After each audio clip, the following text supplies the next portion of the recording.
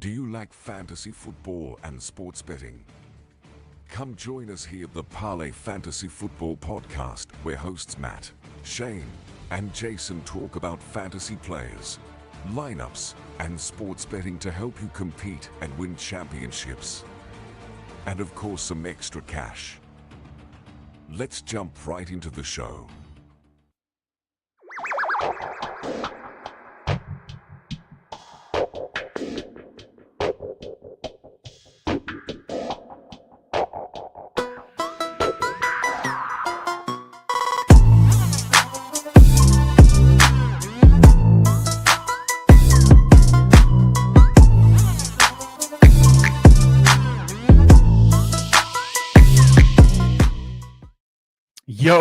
Yo, welcome back to another episode of the Parlay Fantasy Football Podcast. Matt and Shane with you guys tonight. Jason has some work stuff going on, so he's got to take a little break from the podcast for now. He will be back soon. But as you guys can see on the screen, we do have two guests, and they have been previous guests of the show. Kyle and Jamie are with us tonight for this very special episode. Before we jump into it, though, Shane, how are you doing on this fine evening?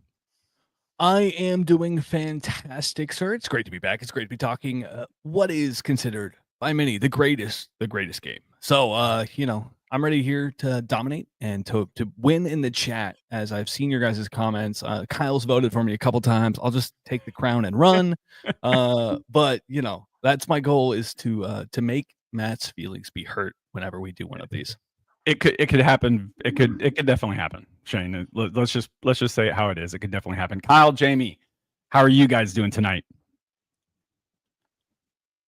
See, I thought Jamie was going to go first, but yes, Dynasty six-pack co-hosts, myself and Jamie, our chemistry apparently undeniable here. Not interrupting each other, but in fact doing something about wisdom and silence. I don't know. I probably shouldn't have said anything. Now I look like a fool, but always fun. Play fantasy football, do mock drafts, and love the Parlay Fantasy show. So love joining you guys. Thank you for the invite. Yeah, I mean, if you ain't first, you're last. So I was first, so I'm last. It's good to be here, man. I'm pumped for the show. We're gonna be talking some Dynasty startup today, and every pick, just remember, is gonna be forever. There's gonna be some regret, and just build the team. Sometimes it'll age like fine wine. Sometimes it'll age like curdled milk. So draft hard, draft fast, no mercy. That's right. I like that. I really do like that. Before we jump into the mock draft, as you guys can see, that's what we are doing tonight. Remember to head on over to fantasy6pack.net. Become an all-access member today. Use promo code Parlay FF to get 15% off your membership. What's that come with, you say? Legit everything. Cheat sheets, draft strategies, draft guides, articles. I mean, the community over there is absolutely outstanding. It also comes with the Discord community access. And like the three of these fellas on the screen with me, we are all part of the Discord community. And there's nothing quite like it. I've been a part of other Discords and they're okay, but it just feels like I can't get questions answered whenever I ask them. Over on the Fantasy Six Pack Discord, your questions get answered almost immediately because the community cares about it that much. If you guys want to check out the audio side of the podcast, go over to Apple Podcasts, Spotify, look up the Parlay Fantasy Football Podcast. That is where our audio stuff is. But if you're watching right now, obviously the Fantasy Six Pack YouTube channel, click the subscribe button, the notification bell, lets you guys know when every one of us goes live. Kyle and Jamie, the Dynasty Six Pack channel, all their stuff, it lets you know and it notifies you when we go live. So make sure you guys do that as well. Okay, tonight, guys, obviously, Jamie said it earlier, we are doing a Dynasty Startup mock draft. Super excited to get in here. It looks like most everybody is active with the green dots in the room here, guys. What we are doing tonight is 1 quarterback, 2 running backs, 3 wide receivers, 1 tight end, 2 flex, and 6 bench spots. It is half-point PPR, so I think we're about ready to fire this thing up. What do you guys say? Yeah, fire it up. Let's go. So I want to welcome Amir. He's in the chat. He's at Team 4. Welcome. Amir, yes. Checking in. Love it. Love it. All right, guys. Let's start it up. All right. So I'm on the clock here. Dynasty. Keep it simple. Just keep it plain and simple. I'm going to take the best wide receiver in the league. Super. Lots of upside. Give me Jamar Chase. Can't go wrong with that pick. Man. Not much to say about that. Jamie, don't put me on tilt already. Oh, this is a tough decision now because you left my 101, Roshan Johnson, on the board. So do I take him here? You are no, I'm Roshan going to go to Truth. the second best receiver in Justin Jefferson because I do love building around wide receivers in Dynasty.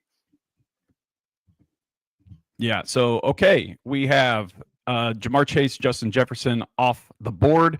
Shia LaBeouf. Is that how you pronounce that? Shia LaBeouf. LaBeouf? Isn't he a gangster from that Transformers movie? He is. He also is in the holes, the one where they dig the holes. That's you know that dude's like a real life gangster, right? Like thug life on the streets. No, did I don't know his rap. Or you know. That must be a Cleveland thing. The mistake by the running lake. backs. Yeah, back-to-back running back. So we went Jamar Chase, Justin Jefferson, Bijan Robinson at 103, Jahmyr Gibbs at 104, Andrew Goss took Malik Neighbors at 105. Kyle, you were on the clock, bud. Easy pick here. As soon as the two running backs went, I knew I was going to get one of Neighbors or Lamb. My wide receiver 3 in Dynasty is CD Lamb. So yeah, right now I'd probably go Lamb over Neighbors, but they're so close. Just right. Future. I think the difference to me is CD Lamb has been the wide receiver 1 overall. We saw him do it in 2023. I think between him, Jefferson, and Chase, they've all done it the past 3 years, each of them. Yeah. And I think they're the likeliest ones to do it again because we've seen it in their outcomes as opposed to someone else like Neighbors who hasn't done it yet doing it. I think that's just the distinguishing line for me. Right.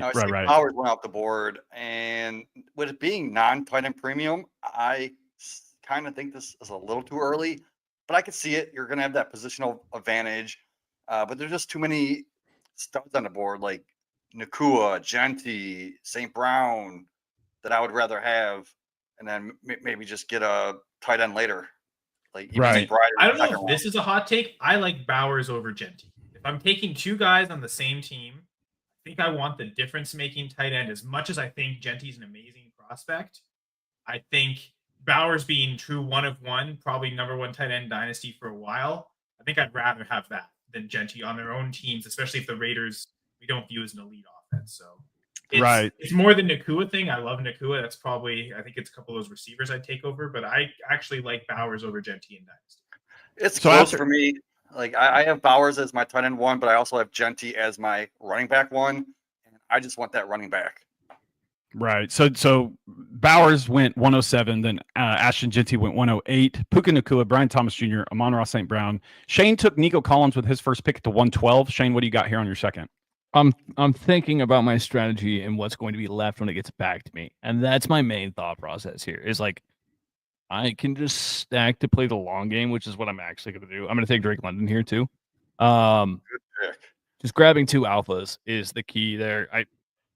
It's solidifying your wide receivers. It's dynasty. I may not win now with this, but it's still a good spot where I can, decide later down the road what this team's going to look like. I mean, I think that it kind of is a win now type build because when I do my best balls, I take Nico at like the 109, and then in my second round pick, I'm happy to take London if like Henry's not there. Yeah, I mean, it can transform into one. That's the thing is like with this start, you can be win now, depending on what the board looks later. It kind of gives you that flexibility that the wide receiver there. That's the word I was going to use. You've got all the flexibility to still build however you want to build, whatever direction. So yeah, no, so to me, in my 1 QB top 12 rankings, it was the first 12 players taken. So I think everyone, took first round players in the first round. And I mean, so far, I don't think there's any massive reaches at this point in the draft. Everyone's kind of going around where I'd expect them or around for them to be my Qs. So love all those wide receiver starts as those 110, 111, 112s just built at that position. Right. And just to catch the people up on our audio side that don't have a chance to watch this. So Brian Thomas went at 110. Amon-Ra went 111. Shane took Nico Collins at 112. Drake London on the swing for Shane. AJ Brown. Lad McConkey at the 203. Then Devon Achane at 204. Trey McBride at 205. And Mark, you are on the clock. He took Travis Hunter at the 206. So he went Bowers and Hunter. Kyle, what do you got? So here, I'm definitely thinking running back. and it's two running backs that move the team in opposite directions. This is not what Shane did with Collins and London, where you could take it either way. I mean, I'm gonna make Omari and Hampton the pick here, thinking that as a round one running back, those guys tend to have a safe floor for what they're going to be as NFL players, and maybe Najee Harris is the floor of that. Just funny enough that it's his teammate that he's competing against, but I was either going to take Hampton or Barkley. You either go full win now move with Barkley, but in a dynasty startup like this, I'll take the first round running back as a rookie, thinking that if Najee Harris isn't a roadblock and he has an amazing season, he's going to be a guy that goes in the first round. Mm-hmm. He has a chance. You know how much I love Hampton. Yeah, like and I can already trade have Jamie. him as my RB4, I think, in Dynasty. Like right in front of 5 for me, which is evident. I took him as the RB5. So yeah, I think he should be moved up further on People Sports. I think that there's an disillusion about the youth that exists within this draft class and how good they are. I think that him and Genty maybe could go back to back. I think A-Chain and or A-Chan. I still don't know. Is it A-Chain or A-Chain? A-Chain. A-Chain. Right, I got half and half there. It's A-Chan. It's A-Chan. A-Chan. Listen, I think that both of those two are pretty swappable, interchangeable. It kind of just depends on if you want the home run hitter or if you want and not to say that Hampton's not the home run hitter, but what is stereotypically the more reliable style running back. Yeah. Speaking of reliable, it's another good word that transitions to my thoughts. Like, I felt Lamb is safe, so I could kind of take a risk a bit with Hampton. Right. And I actually view Hampton as probably one of the safest, projectable prospects from this draft at the running back position. Oh, yeah, in this draft for sure. Yeah, I had him as RB2 for a lot of the process. Not initial film grade, but he was still up there. But yeah, once you add in his production, I think it's like 1,800 scrimmage yards per season, 1,880 or something, even is like equal to Genty. So yeah, from that standpoint, they do stand one next to each other. So after Kyle took Hampton, Barkley, then Harrison went 209, JSN went at 210. Jamie took Garrett Wilson at 211. That puts me on the clock. Looking at the board right now, obviously, if I didn't have Chase, I think T. Higgins is a good selection right here in this specific situation. But obviously, I'm not going to double tap Cincinnati wide receivers. I'm going to take Jonathan Taylor as my next pick at the 212 running back. I still think Jonathan Taylor has, in my opinion, some pretty high upside, right?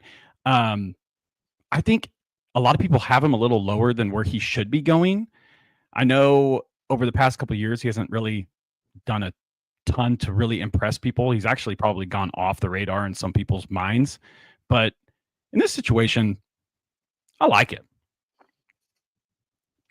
Let's see, on my next pick here, what do I want to do here? I'm gonna go a little high T here, boys. I'm gonna go a little high T and grab another running back off the board. I've got Jamar Chase. That's my stable. He's my main guy for my team right now. I'm gonna swing back and take Bucky Irving. So I'm gonna go running back with Jonathan Taylor and Bucky Irving with Jamar Chase as my lead receiver here. He's getting buck wild out here. I'm getting a little buck wild up in here. So I have a few options here, man. I might go a little buck wild also, something I normally don't do in fancy, like dynasty startups. I'm looking at Jaden Daniels here as the young buck. I've seen some people have him at 101 in Superflex. I actually have him at like QB3 in dynasty, but I'm not going to pass out building this young team. I think I'm going to take Daniels just because I was thinking of Breece Hall, but I don't want Breece Hall and Wilson on Garrett Wilson. So the only reason I'm passing up Breece Hall is because I got Wilson. So I'm just going to take a young quarterback, and I'm going to be set in the single quarterback league for the next 10 years. And there's a lot more long-term there than a running back in the final year of his rookie contract. I was going to say, the one thing is that you may just be getting a rental for the two-team stack or for the one-team stack there. That's the one, maybe positive side for taking Breece there. And you go to some unreal elite offense that gets better next year, like that is possible. But Sandy's also doing this because he knows I'll probably trade Amari and Hampton to get Jaden Daniels. So yeah, I do want to bring up the 207 kids question as I took a quarterback. Yeah. Quick question. I'm new to Dynasty. why is everyone in my league drafting quarterbacks early and none of you are? It's because this is a single quarterback league. I don't know if you play in Superflex. If you're in Superflex, I do recommend taking a quarterback, at least one in your first 2 picks. But because it's only a single quarterback league, there's only 12 starters. The other 24 are going to be on your bench or however many. I'm not good at math. They're going to be on your bench. So you can get like a Jared Goff as a starter and a Darnold, someone very late like that. What do you guys think? Like I agree. a Baker Mayfield and like Yeah, I said that like your top end. Well, I answered on the comments, but the most quarterbacks will start going off the board like second or third. It kind of depends on the league. It kind of depends on scoring settings. Without knowing much more about the league, the best I could say is, maybe it's a scoring setting thing. Maybe it's also an experience because most quarterbacks are going to go towards the back end of the second, at least the true elite ones, or maybe the beginning of the third round. That's where you're going to see Josh Allen's and Jaden Daniels and Lamar's go off the board because they create that huge difference. The same with like elite tight ends. And to be honest with you, while Kyle, you think for a second, I'll make this real quick. It also kind of depends on where I draft in my leagues. So it depends on how you're trying to build your team too. If you want to go after one of those elite quarterbacks in a 1 quarterback league, sometimes you could potentially sacrifice yourself depending on where you're at, and you might not get an elite so-and-so at a certain position or, a few couple elite guys. So it kind of depends on where you're drafting. That's the way I kind of look at it too. So I'm kind of with Jamie. If you want to wait and go later, I'm fine with that too. Man, Kyle? Guys, I think I got a fever here. The rookie fever. Give me Tedero McMillan. I'll go back-to-back rookies with Marion Hampton and McMillan, and hopefully that gave some good comedy. I was wondering. I saw you banning yourself, and I was like, who's hot? Who's Kyle hot for right now? Rookies, baby. I don't mind that because I got McMillan 1 spot above Hunter in my overall rankings, and Hunter went a full round earlier. Yeah. So I think that's a great value. Well, here's a little piece. Here's a little fun piece. Travis Hunter only played defense today in training camp. So look out, Mark. Look out. That's the red pill or blue pill. That's the issue. My takeaway from that, I look at that wide receiver depth chart, and how can they we're building around Lawrence and then just not play Hunter, right? Like it just seems Liam Cohen's the head coach. At some point, he's going to want that elite talented receiver out there as much as possible. So. Right. I still think the best place to take Hunter is Dynasty, though, because week 1 of his first game doesn't have to be good, but he could still be an elite Dynasty asset at some point in his career. You can have him when he takes over as an elite receiver. Drafting him in redraft, you kind of have to make that bet that it's this year.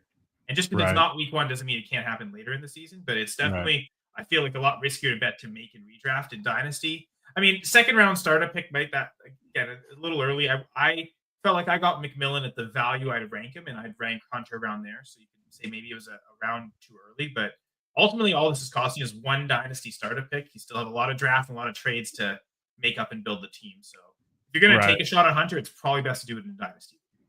Yeah, and a couple more quarterbacks went off the board. Right, and I was just getting ready to catch him up there. Jaden Daniels was taken by Jamie, and then T. Higgins, Breece Hall, Kyron Williams, Tet McMillan by Kyle at 306, Rashee Rice, then Josh Allen and Lamar Jackson back-to-back at 308, 309, Travion Henderson and Devonta Smith, 311.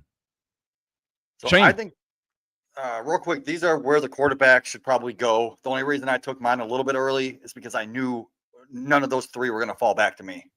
So I kind of have to reach here and there. You make that choice in the third round, you're either going to take it or not. And even 301 doesn't feel like it's too early to take any of them. I was considering, honestly, but I wanted to play up the rookie joke too and take McMillan, but they were definitely in consideration.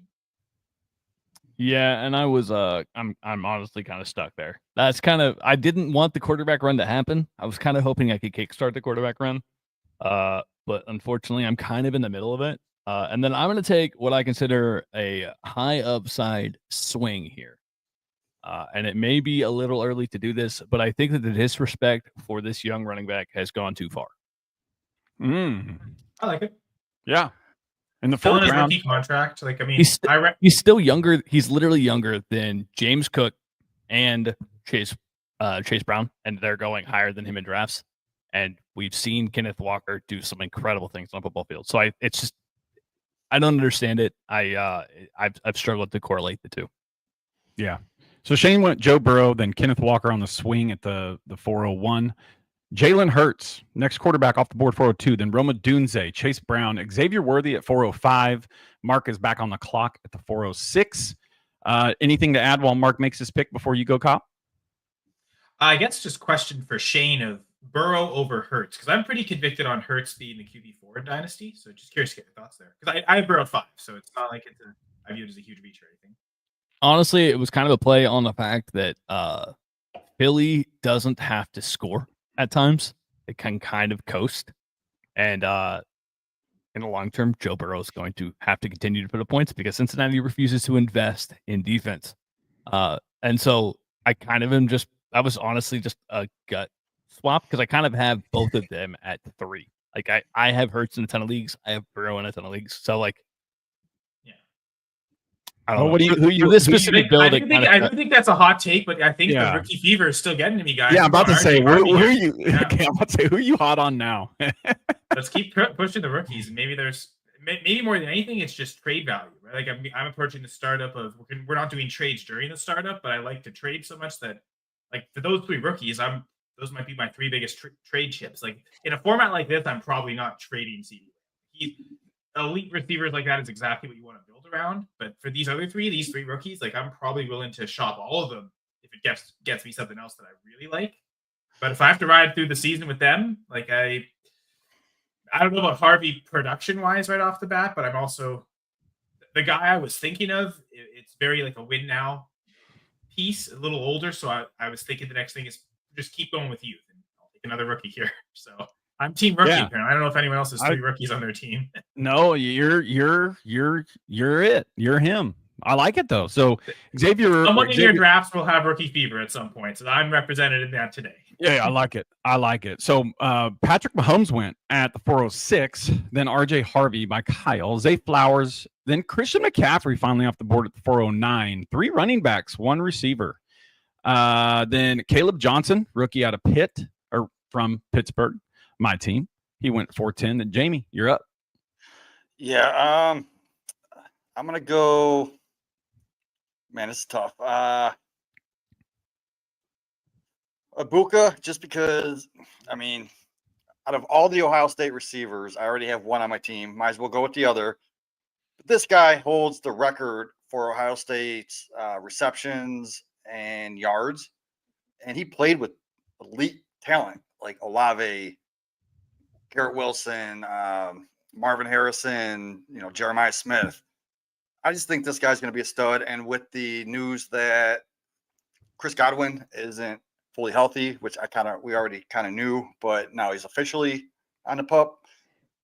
I like the Ibuka pick, especially for the future. I think he could be a good win now piece also. Because you got to remember, we start 3 wide receivers in this league. Mm-hmm. Yeah. So that's what I'm looking at now.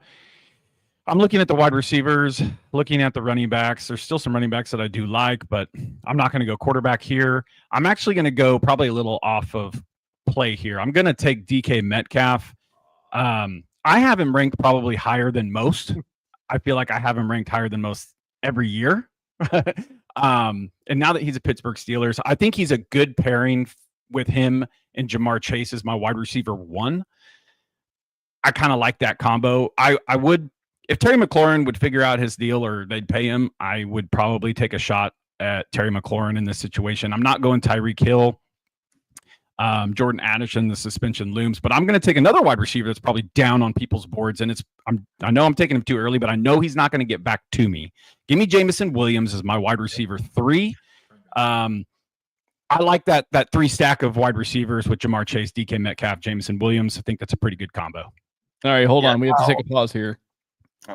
Matt, you've been roasted. Yeah. We all should want someone to look at us the way that Matt looks at DK Metcalf. Well, you're right. About a week ago, I think he was like my wide receiver 30, 29 in Dynasty or something like that. And then I finished up my redraft projections, and I do a target share and touchdown projections. Like those are two most important things, and especially use them to rank my wide receivers and tight ends. I use them to essentially create my rankings at those positions. Combining the two, I've got DK Metcalf at 15 for this year. And as a result of that, he's really got up in my wide receiver rankings. I think right now he's wide receiver 18 for me in Dynasty. So he was the player I was thinking about between him and RJ Harvey. That's Kyle. That's where I have him. I have him at wide receiver 18. So yeah. So it's taken me until like a couple days ago, but I've joined you. I just think he's going to get peppered. Yeah. To be fair, he's going to get peppered this year. He has. I dropped him. I think with him going to Pittsburgh, and I think just the offseason stuff, and we got Rodgers. I guess maybe I didn't react enough to raise him enough. Yeah, he's skyrocketed. He's up 5 spots in ECR. All right, the beginning of the draft season. So since you ended up taking Jameson Williams, he was one of my start players. I was going to take maybe even above Ibuka. I thought he was going to fall back to me. So I had to pivot, and I ended up going most people's top 3 tight end and Sam Laporta. Getting him in the 5th round, I thought that was decent value considering McBride went mid-second, and I got him in the early 5th. Yeah, it's a long ball. It's great value. So Jamie, after you took Sam Laporta, Jordan Addison went, then Derrick Henry off the board at the 504, Tyler Warren at 505. Kyle? Yeah, I can't take I guess like there's another rookie tight end, but no, I'm thinking for youth, I'll go Jalen Waddle. There was again kind of like I passed on Metcalf. There's another older player that I'm kind of passing on here, but I think I don't know. It was an awful year for Waddle last year, but I think he is going to play the Jonnu Smith role this year. Yeah, what Jonnu Smith did on a lot of those underneath stuff, I think that's going to be his role this year. He's going to rebound to what we've been accustomed to seeing from Waddle. So here is current best available list for those of you that are watching. Yeah, Mark took DJ Moore at the 507, then Tyreek Hill off the board at the 508. How do you guys view? Oh, George Pickens 509. That's what I was getting ready to ask you. Is where do you guys have George Pickens while this goes to Shane?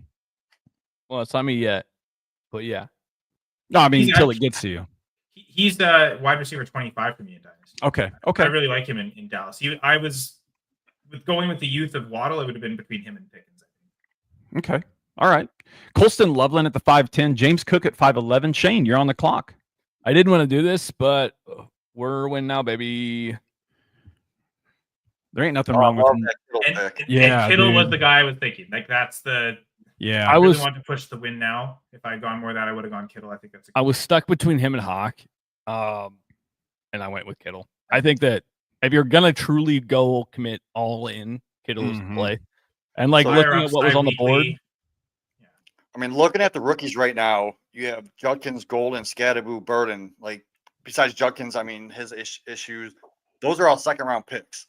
And I ended up buying George Kittle for the 111, or it could have been a 2026 late first, just so I can go win now. And that was in a tight end premium league. So getting him this late in a non-tight end premium league, I like it because he did outscore on a per-game basis Trey McBride and Bowers last year. Yeah. Just let me say, Andrew was the one who sniped me. I was totally thinking Warren was going to fall. I thought that after Laporta went, that maybe people would get scared off and not actually start slamming the rookie tight ends. But I was thinking Warren may get to me. I was kind of playing the draft. I think Kyle. I think you know I had Warren at tight end 3 or 4. Was it 4? It was tight end 4. Oh, Laporta 3, right? Yeah. So Warren Dynasty tight end 4. Honestly, I think pre-draft, before he landed on the awful spot that is the Colts, I think you did have him at 3, but then it's the Colts. Yeah, then I lowered him. Okay, I had to lower him. So it's a bad offense. So after Shane took George Kittle, Chris Olave went at 602, then Caleb Williams at 603, Matthew Golden at 604, finally off the board, Chuba Hubbard at 605, Mark's on the clock with 25 seconds left. Just that pick before that 108 pick, Deuce, starting off with a rookie with Genty in the first round, but they feel like they're a strong contender right away, which I think is maybe, I don't know if we're overrating Genty, but is that just like the hype that Genty has and like what we expect from him year one? But Tyreek that's a huge upside pick too, and Yeah, Hubbard, I think, is a pretty good. Love the Canadian, but yeah, good second running back there. Oh, Mark with the full tilt auto pick while live. Oh, Quinshon Judkins. That's his first running back. Not bad. Go 'cause I get was the really looking at him. Well, I mean, I had him higher than Harvey before this incident a couple weeks ago, and it was 2 rounds later than I took RJ Harvey. So, but this is the reality we live in. So, Right. Jamie, I know Mark with that KC banner there was definitely thinking a different running back if he had to redo that. Hey, we can forgive him. This is what happened. He said auto pick. Sorry. He was rocking his daughter to bed. That's okay. That's excusable, Mark. That's excusable. We'll give you a pass. Jamie, give you a pass on that. The real gross here, and we're gonna go back-to-back Browns. I'm on Jerry Jeudy, target hog on the Browns. I think he'll be the top target on the team, and he's right in the middle of being like young enough wide receiver. I mean, he's 26, so I've got 4 kind of solid young receivers. I think 26 might be the oldest, actually. Yeah, Lamb's 26. Waddle, they're all 26. Waddle's 26. McMillan might be 26. Who knows? But so I've got that as kind of the solid foundation, and then the risk of the 2 rookie running backs. Yeah. Then right after you took Jerry Jeudy, Bo Nix taken by Andrew at the 608. Joe Mixon at 609. Scattaboo at 610. Jamie, you're up. Yeah. So I'm looking. I only need 2 flexes left, but I don't have any running backs. I tend to do this. Sometimes I don't take my first one until the 9th or 10th round in Dynasty. But I'm going to need a starting running back that's going to give me some points. And looking at my team, I think it could maybe be a little competitive depending on what I do later in the draft. So I'm going to go Montgomery. He's going to get me points. He's going to get me touchdowns. I got Laporta, so he's kind of like a mini stack, like I guess you could say, without the quarterback. Well, I mean, you could always just take Jared Goff too. Yeah, Jared Goff's always available. Yeah. Okay, so since this guy slid all the way down to me, Shane already talked about him earlier. I'm going to take my tight end TJ Hawkinson right here. I think in the at the back end of the 6th round, I'd say that's decent value. I mean, that locks up my tight end position. I've got 3 wide receivers. I've got 2 running backs. Looking at quarterback here, there's still quite a few that I do like on the board, and there are a lot of teams that do have quarterbacks. So I think I can wait right here. So I'm going to circle back to the well, and I'm going to take another running back in this situation. Don't you do it. Well, you know who I'm going to be doing. If I take a running back, you know who it is, Shane. I've been a little higher on him this year than I used to be. Give me Isaiah Pacheco. Give me Isaiah Pacheco in the 7th round.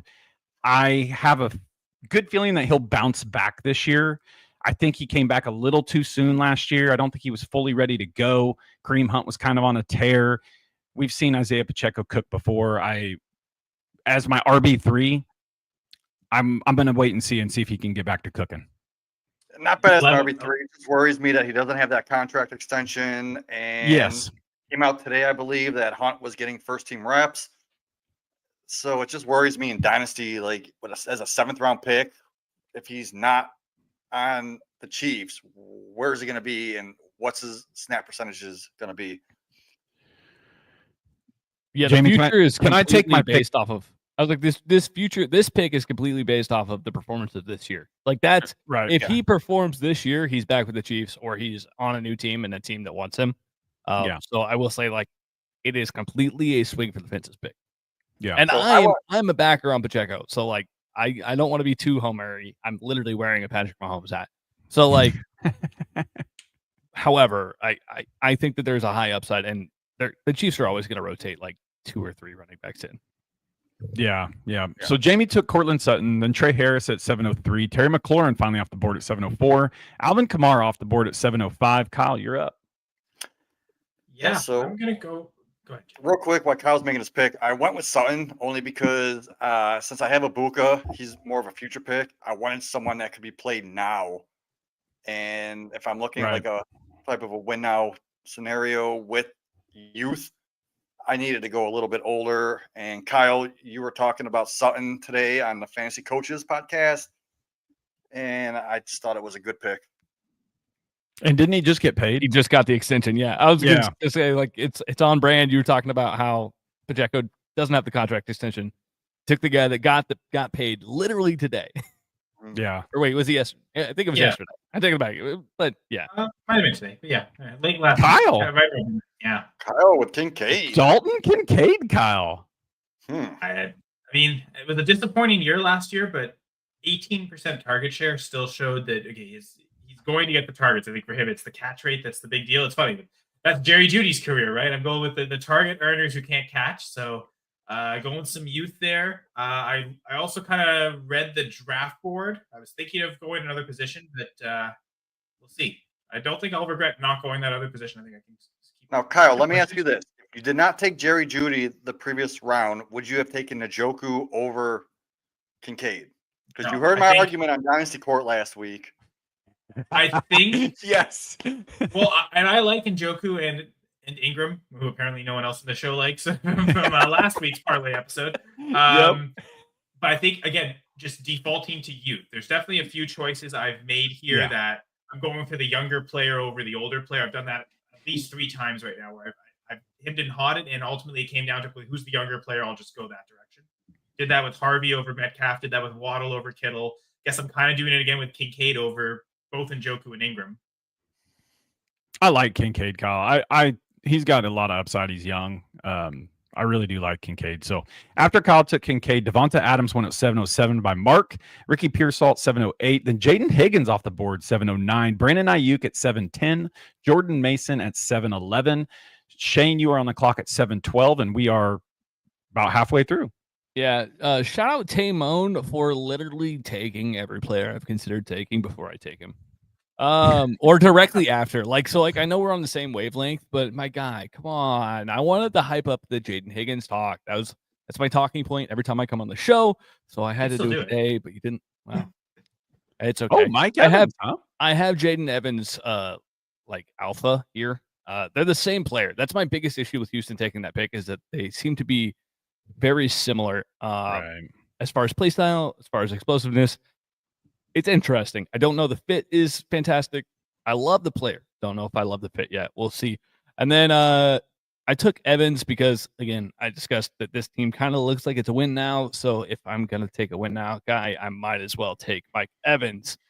And I'm going to pair it with the pretty man on the block. That is Josh Downs. I know Indianapolis is quarterbackless still, but the man earns targets, and he does not have feet for hands. So that is the key. I do worry a bit in Indy with the emergence of what is possibly the alpha tight end in Tyler Warren. Yeah, we've all been talking about Josh Downs. We think he's a good wide receiver, and we don't know what the quarterback situation in Indy's going to be this year. But Josh Downs is going to demand targets. He's just a short field threat, and he is fast and will get going. So I like it. Tucker Kraft at 802, then Luther Burden at 803. While Timon decides who he wants to snipe from Shane again, because Shane's got players queued up. He's going to take the running back that I was thinking about taking. That's what's going to happen. Or never mind. I'm not going to say him because he's going to take him. Maybe he's still got some time to select here. What do you guys think of Josh Downs? Kyle, Jamie? I love Josh Downs. Very talented. His best comparable player on Player Profiler is Wan'Dale Robinson, right? And when Daniel Jones was on the field, he targeted Wan'Dale at least 10 to 14 times a game.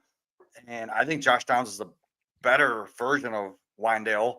So if the quarterback is going to be Daniel Jones, I love Josh Downs. Right. Yeah.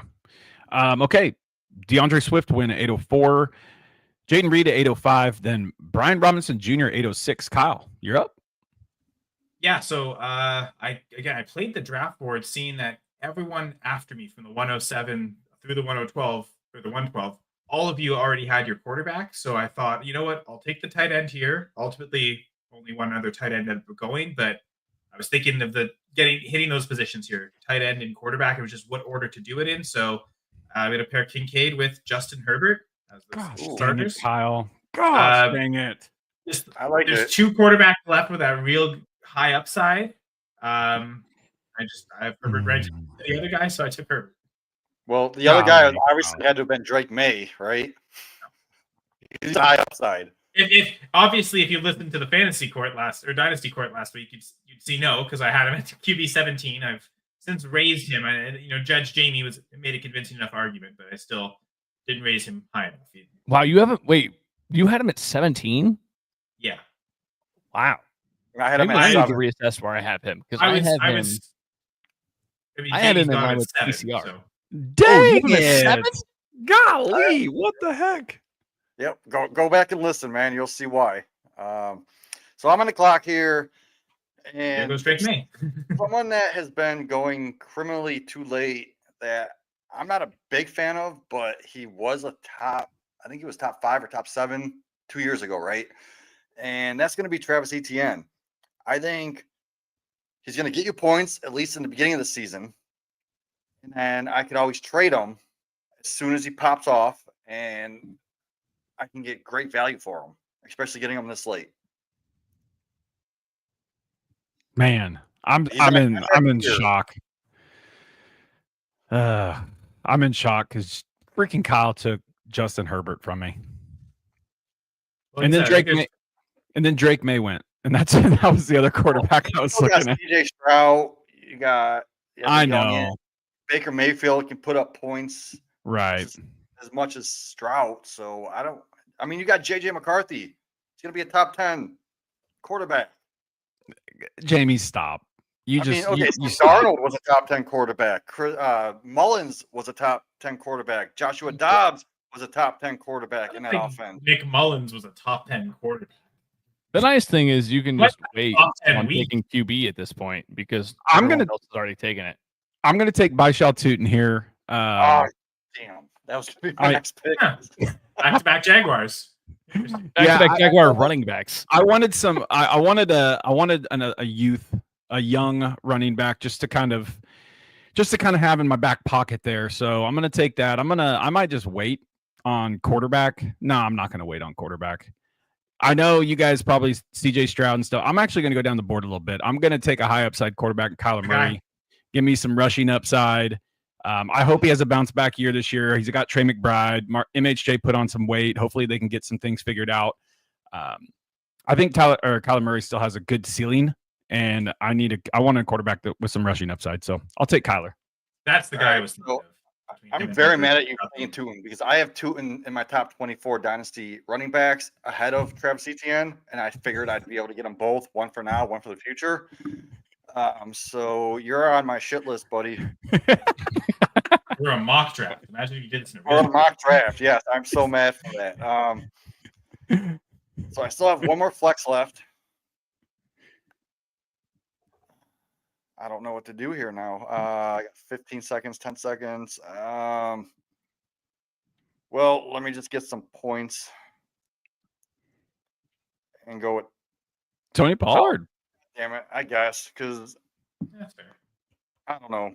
Not a fan. I mean, he's the starter though. I mean, he's gonna have some value.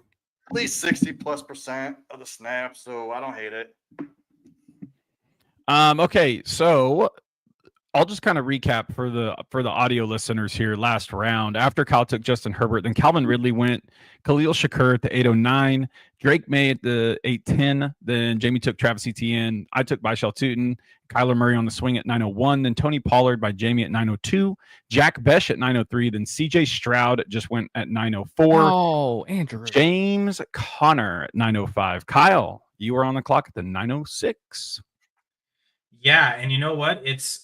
I like the pick, Jamie, because it's in both cases, Etienne and Pollard, it's lead backs, right? It's guys we think are going to be the main running backs. And there's been a couple going in this round, yet intermixed there are some backups. And this is pretty crazy to me. I know the Vikings traded for Jordan Mason, but to have Jordan Mason go almost 2 rounds earlier than Aaron Jones, I'll take my first old guy pick here, thinking that I've waited long enough. I've accumulated youth. Now I have the flexibility to just add points to my roster without feel like I'm making massive dynasty investments. I'll take a 9th round shot on Aaron Jones here. Okay. Yeah. I think Pollard, Connor, Jones, I would have been happy with any of the 3 there. So it's pick your poison. I mean, Jamie clearly chose Pollard. I didn't have a choice. I'm happy one of them fell to me. But yeah. Poison, Yeah, I was kind of hoping one as would we fall. view as old running backs as poison, right? So that's a very poignant statement. But with the makeup of your team, Kyle, you've got Hampton and Harvey. Having a vet that is going to put up points, barring any kind of injury. I'm happy with that. You should be happy with that because your team is so young. It's okay to have a wily vet on that roster. Well, like I said, I think at this point now it's early. It's youth with chances of production. Right. Maybe a little less with Harvey, with Dobbins. Maybe there's not as much production as we'd like, but I think it's like still with Hampton and McMillan, it's guys. Even if they're rookies, I still expect them to produce. And now it's you. Now I feel like you're having to choose either or. You either choose youth or production. You don't really get both. So I chose points apparently. Yeah, no. So after you took Aaron Jones, Jawan Jennings went at 907, then Tyrone Tracy at 908, Chris Godwin at 909, and Zach Charbonnet at 910. Jalen Warren at 911. Well, go ahead, Jamie. The Juwan Johnson pick is awesome. I know he's having that issue with his calf, soft tissue, I believe, and the contract issues, but I mean, he was the top target on that team at the receiver position. So I've been getting a lot of Juwan Jennings and best ball. Dynasty, not too big of a fan, but at this late, I'll take him for some production. Mm-hmm. 2 rounds after Ricky Pearsall went. Right? Like if those guys are kind of aligned closely. In best ball, they're going like back to back. Yeah, and you can see why in Dynasty Pearsall might be raised up, and hey, he might be the lead back in Dallas. yeah. Javonte Williams, Shane, and then JK. Going for both the possible lead backs. I was looking at my team and I was like, I built win now and I don't have any additional running backs. I probably should address that sooner rather than later. And so I kind of was like, hey, I need a flex. So one of these guys kind of fits there. And the other one was like, he's still here. And he probably shouldn't be. Like, he should be in Dynasty, but J.K. Dobbins should not be if you're going win now. He should be somewhere in this range up here with, Tootin and those guys if somebody's attempting to go win now. Yeah. So let's see here to recap. Shane took Javonte Williams at 912, then J.K. Dobbins at the 1001. Then Keon Coleman went at 1002. Jaden Blue, 1003. Mark Andrews at the 1004. Ramondre Stevenson at 1005. And Trey Benson at the 1006. What do you guys think of Trey Benson? You guys think he'll see some more field time this year? If there's an injury, yes, which I can't predict injury, but I mean, a 31-year-old running back, I expect him to get injured at some point, even for a few games here and there. And I think Benson is going to be the 1-for-1 getting the snaps. Because look who's behind him. There's like DeMarcado. I can't remember the other scrubs' names, but there's nobody behind him. Right. Like DJ Dallas and Michael I was like, Carter. let's find out. It is was- Emery DeMarcado, Michael Carter, and DJ Dallas. Yeah, Michael Carter, DJ Dallas. Like, who gives a crap about those guys? And Benson last year in the rookie draft, don't you remember how highly he was thought of? And people are just forgetting him right now. Yeah. So great value right there. I was actually looking at Benson over Pollard, but for the build that I was going for, I wanted points now. Right. So getting him like a round and a half later, great pick. Yeah. Kyle, Cooper Kupp. Well, if Benson was that good, why wasn't he ahead of Amari DeMarcado last year? Like DeMarcado's not that great. Like it shouldn't be that big a roadblock yet. He was the guy that was kind of coming out there as that main change of pace to Connor a big chunk of the year. And yeah, Connor stayed healthy most of the year, so we don't know what it really looked like if he was out for an extended period. But I don't know. I would definitely have taken Pollard ahead of Benson, Jamie. But yeah, Cooper Kupp, at this point, okay, I've got my youth. Now if I'm chasing pure points, I was thinking of Deebo Samuel. I was thinking of Michael Pittman. Those guys are a little bit younger than Cooper Kupp, taking the 32-year-olds. But it's the 10th round, so I thought if think like easily the second target in Seattle. Not that Sam Darnold's this amazing quarterback, but he did well last year. So I think he can carve out a role. He'll draw enough targets, and maybe there's some touchdown upside like there's been in his career. So I'll take the shot that Cup recaptures some of what he used to be.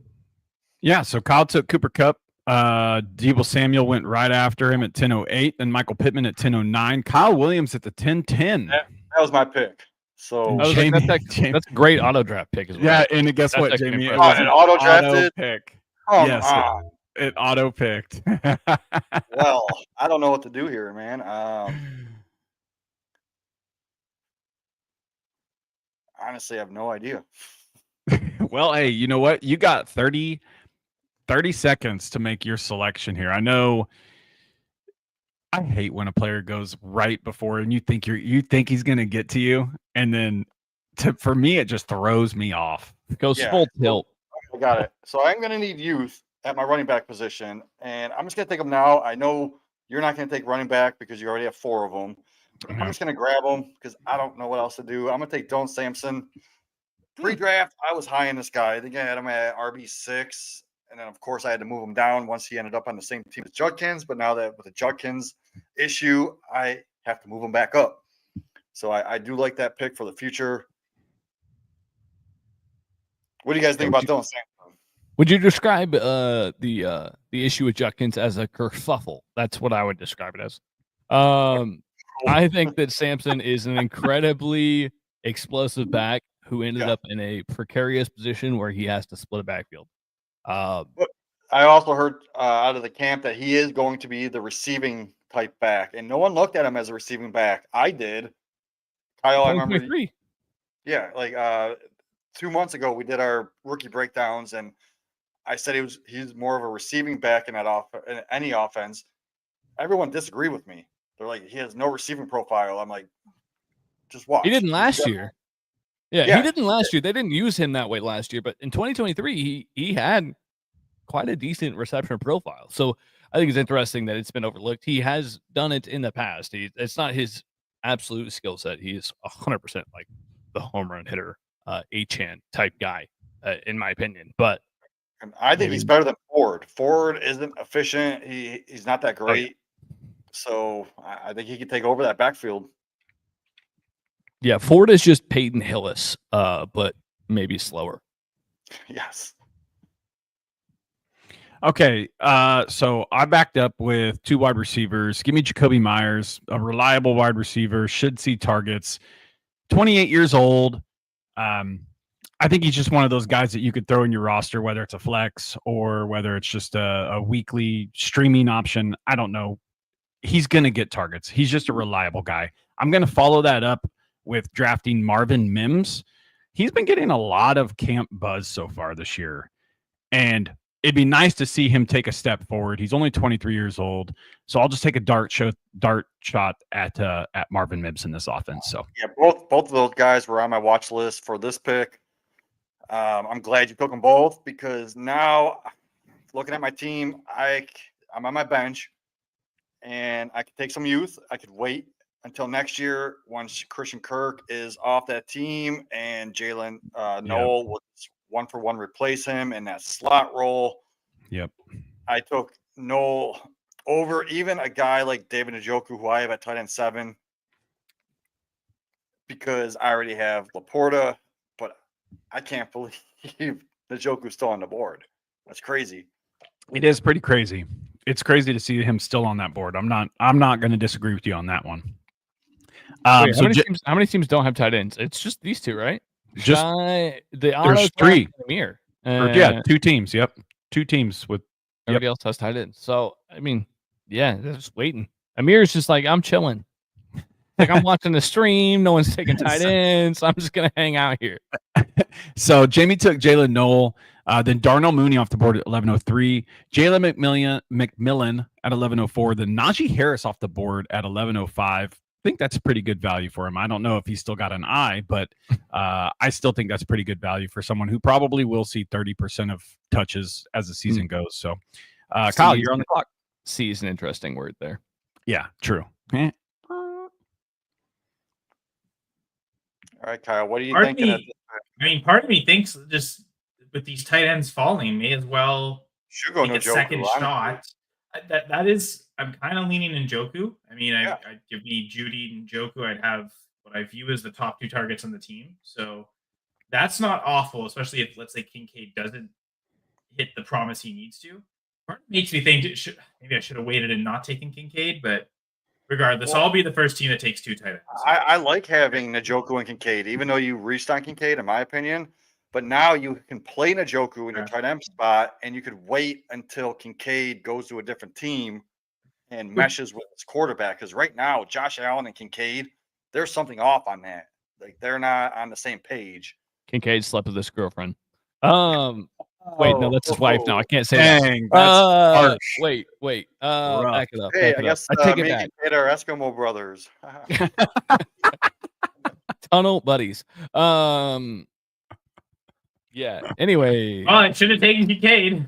But I like it because now Kincaid is your future, Yep. and you got to win now, like 4 rounds later, 5 rounds later. And that's the thing. Like, Insane. I guess at this point, like, I'm taking 3. I just took 3 guys that probably are starters over guys I took earlier. But Dynasty, build the youth. Wow. If I can get starters later as technically backup players, I suppose that makes it worth it. Yeah. I've been trying not to show this because I'm like constantly just spamming my mouse everywhere. So I don't want people to spaz out watching me click through the board over here. But this guy should not still be here. Yeah, Quentin Johnson. I know that there's some speculation regarding that. And then also I want to pull the trigger, but I don't know if I could convince myself on one specific player. Do you need a second to think about it, Shane? 1 second or 2 seconds? I'm just going to catch people up on the board so that way the audio listeners can follow along. So Jerome Ford went at 11:07, Stephon Diggs at 11:08, Tajay Spears at 11:09, Ray Davis at 11:10, Tyler Algier at 11:11. Shane took Quentin Johnson at 11:12 and is currently up on the 12:01. You know what? As they say in the good place, fork it. Oh, Kyle Pitts. Jamie, what do you think of that? Kyle Pitts at the 12:01. I mean, at the 12:01. Talent in the world. It's just the fact that I don't think he fits well in the offense. He's not being targeted. He's not being used right. We all said it was the what's that coach's name? OC. Arthur Smith. Smith. The Arthur Smith thing. But now that Arthur Smith left, it's like he's still not being used properly. He's still young enough. Like, what is he? Only 24? 24. He is 24. Maybe he goes to a new team. Break until he was like 26, 27. So maybe he goes to the Bills. No, this one right here. Pitt's gonna be a Chief next year. There you go. Replace Travis Kelce, please. That would be amazing. I mean, to be fair, if anyone could use him properly, you'd think it's Andy Reid and Patrick Mahomes. Mm-hmm. Yeah, I do love Vince's Mason Taylor pick. That's quite literally who I was between. I was between Mason Taylor and Kyle Pitts. Matt knows that I love the other Ferguson, not the Ferguson that was taken after me, but the other Ferguson. Harris. Yeah. And so I thought about taking him, but it was between Mason Taylor and Kyle Pitts there. So Shane took Kyle Pitts. Then a run of tight ends went. Jake Ferguson went. Mason Taylor went. All of these teams have 2 tight ends. The other 2 teams that don't have a tight end yet are probably pooping their pants.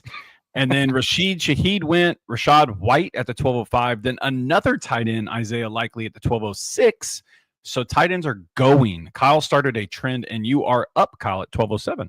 Isaiah Unlikely. Yeah, Isaiah Unlikely. Yeah, everyone decided this was the round to go backup tight ends. And I kind of felt it was the value. So seeing everyone else take them, it kind of validates, okay, it was the time to get 2 guys that I think I've got ranked, Njoku and Kincaid. I think they're both inside my top 8. Yeah, they're both inside my top 8 at Dynasty tight ends. Someone who's just outside my top 50 at wide receiver is Wan'Dale Robinson. Yeah, that's good. 24 years of age, but I think he's also a good producer. He certainly draws a lot of targets.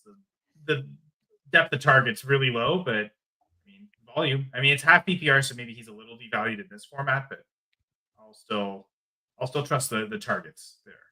And if I'd gone Neighbors in the first round, okay, but I might have still done that anyway, but now it's for sure a lot more confidence with Lamb instead of Neighbors. Then we got Freiermuth off the board. That seems a little too early, especially now that he got Jonnu. I mean, I think every tight end that went in this round went too early. Okay, and there, you know what? If you're gonna wait that late, Evan Ingram. Oh my goodness.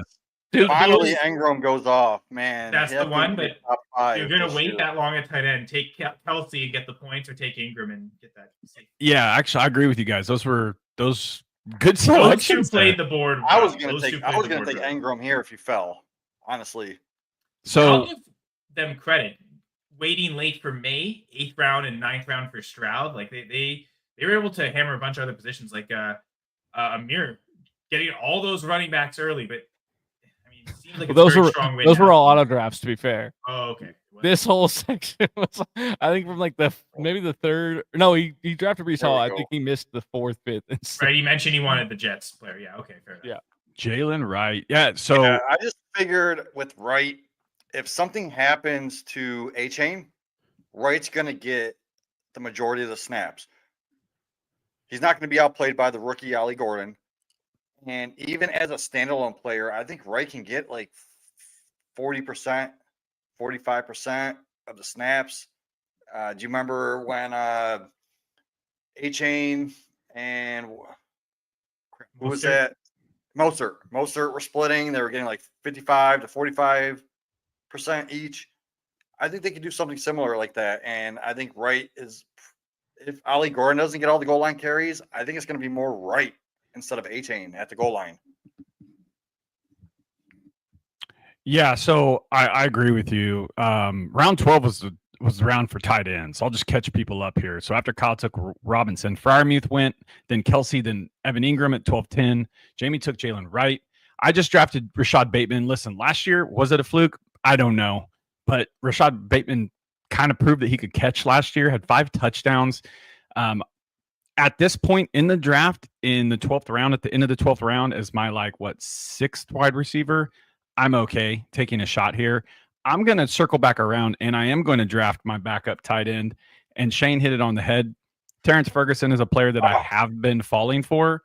Shane kind of talked me into it at the beginning. So I've been watching him, and I've been starting to fall for Terrence Ferguson. So as my tight end 2, I'll go with that to pair with TJ Hawkinson. Yeah, long-term athletic play. Ferguson was going to be my pick. I love Ferguson. I think the Rams, they were going to take him in the first round. They ended up trading their first round pick and still ended up getting him in the second. They're going to use him for a safety blanket for Stafford this year, and that's why they drafted him. Stafford's not going to be around much longer, and they're trying to go for it this year, and that's why they drafted Ferguson. So since you did that, I'm going to have to pivot. And you want to draft Noah Fant light? The what? And so you don't want to draft Noah Fant light? Wait, who's Noah Fant light? Elijah Arroyo. Well, that is that. Yeah. So Arroyo, that dude is a dog, man. He doesn't play around, but he does concern me with the injuries because he's already had some injuries in his college career and his playing style. He doesn't pussyfoot around. He just goes straight forward, plows through people, drags people for 10 yards. Mm-hmm. And if he can stay healthy, I think he's got massive upside. But with Laporta, obviously, I'm going to start Laporta and keep Arroyo on my bench. Yeah. So after, go ahead. The thing you're talking about with Arroyo, I know I didn't get to the tight end episode with you guys last week. So let me just say, Arroyo, huge upside. Same thing we were talking about with Noah Fant for, 5 years now, 6 years now? But the dude always gets hurt. And so, that's my own, that's why I literally call him, Noah Fant light. And it's funny because he ended up in Seattle, and, it's tacky to call them the same player from the same team. But, Noah Fant's not there anymore. And it's because they literally drafted his younger brother. Yeah. Yeah. Yeah. Well, we had another auto draft here. Amir went auto draft. So after Jamie took Arroyo, DJ Giddens off the board, alma mater, baby, K-State. Then Baker Then Email, that's right. Then Baker Mayfield went at 1304. Jalen Royals, Shane's guy, off the board at 1305. Kyle is on the clock at 1306. Guys, we have two and a half rounds left. So we're getting way close. too early for Royals. Just saying. I love Andrew, the pick, but like, woo. And I know Andrew's watching right now. Did you hear that, Andrew? Shane just called you out. So come at him. Come at him in the Dynasty League. So Go ahead. Tell me how it is. I kind of think like the worst running back committee this year is probably the Jaguars because we have no idea. It could be any of the three of them. Yeah. The two of them go in the 8th round, and then the third guy's still there in round 13. I'm going to take my shot here on Tank Bigsby. Yeah. No Who problems knows? with Who that. Who knows what'll happen? Etienne's gone next year. It could be wide open. So I'm just going to take a shot and see. This is definitely more of a stash pick. I don't anticipate starting him unless someone else gets hurt. Right. Kyle, I think that's good value. I really think that's good value on a running back who played a fair amount last year due to Travis Etienne getting injured. I know Tank Bigsby got injured as well, but when Bigsby was in the game, he was balling out. Like he looked pretty darn good. There was a legit point in the season where Etienne got benched. And Bigsby was the starter and Etienne was the backup. Like that actually happened. Yeah. Which arguably makes Etienne the biggest bust last year, right? Like, okay, McCaffrey because of the injuries, but man, there's games where Etienne was healthy. He just flat out lost his job. It's pretty brutal. Yeah, no, I agree. I mean, this is from Sniped. Taylor M. Way out here. Bigsby still being there, despite being the favorite to be the early down back, is crazy. So, yeah, it's good. It's a good pick. So after you took Bigsby, Tank Dell went at 1307, then Isaac Garindo at 1308, Braylon Allen at 1309, Pat Bryant at 1310. I've kind of been rising on him too. Austin Eckler at 1311. Shane, you are on the clock. 1312. Oh man, let me tell you something. It is painful to watch three guys in a row go bang, bang, bang right in front of you, and you're like, one of those guys is for sure going to make it to me, right? No, they won't. So don't you selected the 12th pick, brother. I know I did, and I did it for my own pain. Okay, I need to be humbled sometimes. Listen, I'm going to take a shot on a guy that this is more of an opportunity of opportunity. And it's going to be ugly. It's way too early to pull this trigger. But I'm going to do it anyways, because why the not? There's no one else in Philly that I feel comfortable with carrying the football aside from the man that goes in the second round and Will Shipley. So we just saw the man that go in the second round have what 200 or wait, how many touches did he have? Was it 400 touches, Matt? I think it's something crazy like that. It was crazy. In the past 2 years, just in the regular season, he had 666 touches, and that doesn't include playoffs. I mean, that if you don't think 666 touches is foreboding, I don't know who you are. Shipley is so young. Yes, and very he's young. Only in the second year. He's 22, and they got rid of Gainwell because they have so much faith in Shipley. Indeed. And then also this guy is still here. And that kind of made me that's I also thought I was between Tillman and Xavier. Yeah, the next pick was awesome. I love that Tillman pick. I was thinking of him when I took Arroyo. I like the Leggett pick too. I think there's a good range for both of them. Yeah. So I mean, he's a first rounder, just like Tedero McMillan, and I took him 306 on the same team, and you're getting a first rounder in 1401. So that's quite a difference. I don't think any of us expect Leggett to be ahead of McMillan, but just right, like there's two wide receiver, like first round wide receivers on the team. Just how much more we think of McMillan relative to Leggett. It's kind of Jamie. Yes. Roshan Johnson went at the 1403, so he didn't come back Vince to you. Knew I was going to take him because Vince knows I'm a Roshan fan. So Vince, I'm mad at you right now. Me and you are going to have some words later. Then Pop Douglas went at 1404. Then Hollywood Brown at the 1405. Mark is up on the clock here. Now I want to know, Mark, were you thinking Hollywood Brown? Because I was thinking Hollywood Brown at 1407. So I'm wondering if he was thinking him too. Obviously, he went quarterback. hey, go Pack go. Love seeing Jordan Love go. I'm going to get the guy who led the team in target share last year in Romeo Dubs. Yeah, so you're not worried about Savion? Or Savion? Is it Savion Williams. No. the receiver that they immediately were talking about, man, we need to play him as a running back because I think he should be a scat back. To be fair, well, like watching him at TCU, I think he's horrible as a receiver. If he's not a scat back, he can't make the team because he's like the 7th or 8th best wide receiver on that team. So no, there's no way I'm afraid of Savion Williams. We talked about this earlier, Kyle. I love the fact that Green Bay just drafts completely off of Raz score. Like that is the 100%. It is the most gorgeous form of if you could take a fantasy football manager and put them in the NFL. That is how the Green Bay Packers draft, and I love it.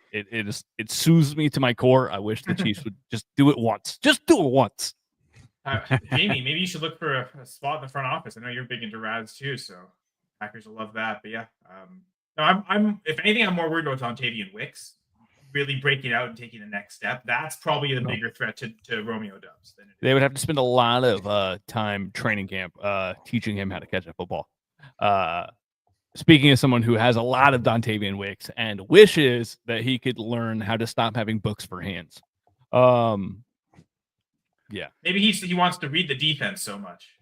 It is, yeah, he knows the playbook so well. He can line up in all 3 spots, but he can't quite put it all together.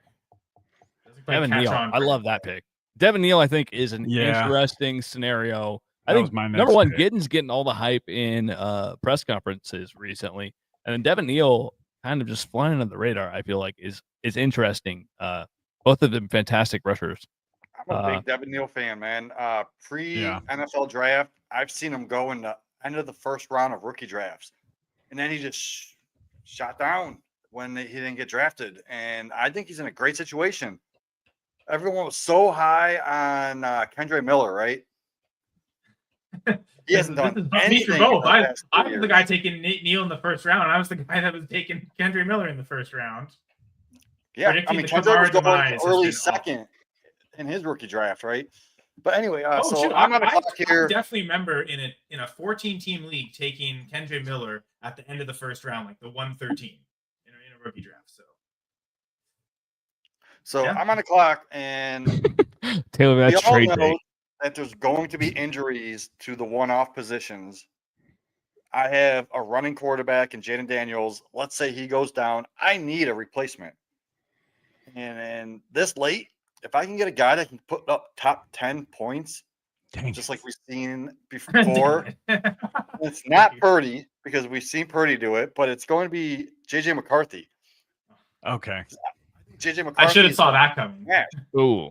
Okay. J.J. McCarthy was in this year's rookie draft. He would have went above Cam Ward. 100%. Yes. And Cam Ward was going 102. And I don't even know where Cam Ward went here, but in rookie drafts. He's undrafted still. Cam Ward's still on the board. Cam Ward is still available. Okay. But like even in rookie drafts, he was in single quarterbacks. I seen him go late first, early second. And we're way past that point. And Mark made a good point too. Yeah, Jefferson, McCarthy. I was like, let me highlight the team here real quick. Yeah, Jeff. Good. Jefferson and McCarthy. The stack there is pretty nice. Okay, so I'm gonna go just in case my quarterback goes down as well. I'm gonna take a guy that I think has upside. I know people are low on him; they're sleeping on him. I'm gonna take Trevor Lawrence.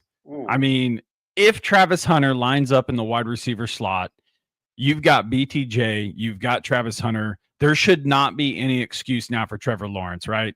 I know he's had a little bit of injury. I don't say injury prone, but he's got no excuse this year. He has got to step up and play some ball.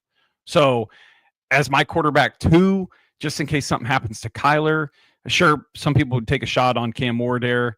Brock Purdy, Jared Goff, they're still on the board. And keep in mind, guys, dynasty drafts typically go a lot longer than what they are right now. Typically, they're like 25 rounds. So I go 30 deep in mine. Yeah, I was like Yeah. somewhere between 25 plus. Yeah, so keep that in mind too. So I'm going to take a shot on Trevor Lawrence right here. Then I'm gonna go back to the running back room here, get another young guy.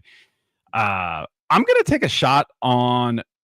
I'm gonna take a shot on Trevor Etienne. I know Chuba Hubbard's there, and I know there's some battles in the backfield, but Trevor Etienne's showing some explosiveness in camp. So you need to be keeping your eyes on that. Who knows how it's going to shake out this first year? He's probably going to see the bench, but if I can just stash him on my roster and see what transpires, I'm good with that. So give me Trevor Etienne to round out my draft in the 15th round. We are in the last round for this specific mock. Hey, Jamie? he and his brother both have the same thing in common: the bench. So considering that Roshan Johnson was taken, I can't take him here. He's one of my most owned running backs in Dynasty. I could go Rowan Wilson. He's one of my most one of your most owned rosters players. But considering I got Arroyo rookie, obviously he could get hurt. I've seen this rookie tight end go above Mason Taylor, above. Oh shit! Did I take him? Yeah, Fannin. Okay, so it auto picked me because I took too long. But it's you were slow to get to the explanation, just like Fannin's very slow, right? Like, yeah, Fannin, you could play him in the slot. You could play him out wide. He's not just that tight end. Njoku's on the last year of his contract. He could go somewhere else next year, and Fannin can take over. I love Fannin. I like Fannin more than Arroyo. I know the ADP game, so I decided to wait, and I got both of them. Yeah, you just hope you're not bowling for soup with that pick. That's the key. Yeah. After Jamie took Harold Fannin, then Shai took Isaac Tesla, and then Blake Corum went, and then Andrew Goss, Dak Prescott. That's a good pick. I know Kyle's very high on Dak Prescott. So I was debating it there, but the guy who I have ranked as my QB 10 in Dynasty right now is still there. So I get to pair Herbert, my QB 7, with another guy I have as a top 12 QB in Dynasty, and I can play the matchups this way with Brock Purdy. Yep.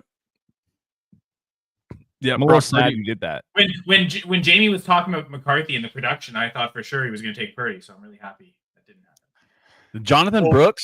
I was talking about Purdy in a way that they both kind of fit that same criteria. Sure. Right. Marks at 1508, then Hunter at 1509. We've got 2 picks left till Shane makes the final pick of the mock draft.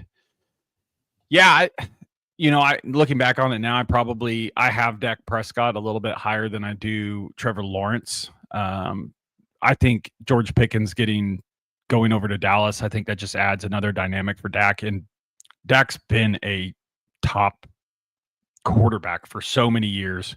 He does get slept on. Looking back, I probably should have taken Dak over Lawrence, but did you just want a quarterback younger than Kyler as your backup? Like go youth more oriented. Yeah. That's the reason why I took Lawrence, and I think Lawrence still has a fair amount of upside. I don't obviously they played him up so much when he was the 101. It hasn't quite panned out for him, but I think Trevor Lawrence is still talented. I think he's still a talented quarterback, and I'd like to think that he could get something done with the weapons he has now. Ooh, have you guys actually watched clips of the Dallas training camps between Dak Prescott and Joe Milton? No, I don't think I've seen clips of that. No. Okay, so Dak looks horrible, throwing interceptions, off-target throws, but Milton is spot on, just really going down, yes, like target after target, right where he wants it. So I think Milton could be the future of that team. You're saying Jerry Jones is going to give Joe Milton $60 million instead? Possibly. I mean, they need to make up for that Trey Lance trade, right? True. Shane, who do you got for the last pick, brother? I don't know. I was kind of thinking that. I think I'm gonna go with the wide receiver 2 in Pittsburgh. Roman Wilson. He had some issues last year. He was a borderline first round pick last year in fantasy drafts as far as rookie drafts go, and to get him here in the 15th is kind of interesting. In reality, though, in a real draft, I think Roman Wilson would have fell back to me if you guys weren't so smart. So I could have got him with my 16th round. In a real draft where there's not as many smart people in a totally different situation, he would have gone in a different spot. Yeah, I feel like his ADP definitely is a screaming buy for me. But I think that he's sitting in a great situation, and it seems that he may have taken the offseason to grow up.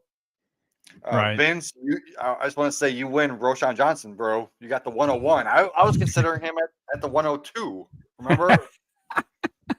Yeah, to pair Roshan Johnson with Brian Thomas and Ladd McConkey, like that's like 3 top 15 dynasty assets. They win. Yeah, Vince wins the draft. Hands down. No, guys, that is going to wrap up our mock draft episode. Thanks to everybody who joined the draft. It's fun when you can get a bunch of people in there. Mark, Andrew, plus all the guys that Jamie and Kyle invited on here. We do appreciate you guys joining us for this. It's really fun when you don't have to have a computer auto drafting and sniping you pretty much every time. When a human does it feels much. No, yeah, I had Tay doing it, so I don't know. I don't know. But no, Kyle, Jamie, thanks for joining the show. It's always a pleasure to have you guys on here. Any last words that you guys want to say before we wrap the show up? Well, on Dynasty 6-Pack this Wednesday, which will be Wednesday, July 30th, 9:30 p.m. Eastern Time, we'll be having our breakout episode. So I guess it's our breakout mock draft. Probably not. We've done. This is Joe pointed out, but yeah, this is super fun. I really appreciate you guys inviting us on repeatedly over and over again, because Jamie and I both love to talk Dynasty fantasy football. So it's fantastic. Jamie? Yeah, thanks for having me on. Really appreciate it. Just remember, in Dynasty startups, you're not just drafting players, you're building a legacy. So stay sharp, stay bold, and like Cobra Kai always says, strike first, strike hard, no mercy. Even if I thought it was wax on, wax off. Okay. Well, that's the bad guys. If you're Cobra Kai, that's the bad guy that says that. That's true. Yeah, villains. Philip Lindsay, 2025 breakout candidate. Yeah. Hey, Vince. I guess the one thing I also want to mention, Fantasy 6-Pack, tons of redraft articles are being put out. I know this is a Dynasty show, but I'm part of the pick slot series. And so those are going to be 12 articles, one from each of the 12 spots in a 12-team redraft snake draft. So I've got the 106, 109, and 112 slots. So those articles, in each of those, we pick 3 different strategies to take from those spots with ADP. Okay, these are likely the players to be there. Kind of just different team builds you could take those approaches. So those articles are starting to come out now. I've noticed the 101, 102 have been published. So keep looking for those throughout the next couple weeks at Fantasy 6-Pack.